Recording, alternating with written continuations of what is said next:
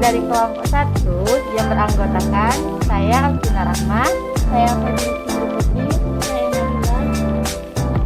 Di sini kami akan membuat kerajinan dari bahan limbah yaitu kain perca yang kami olah menjadi konektor masker.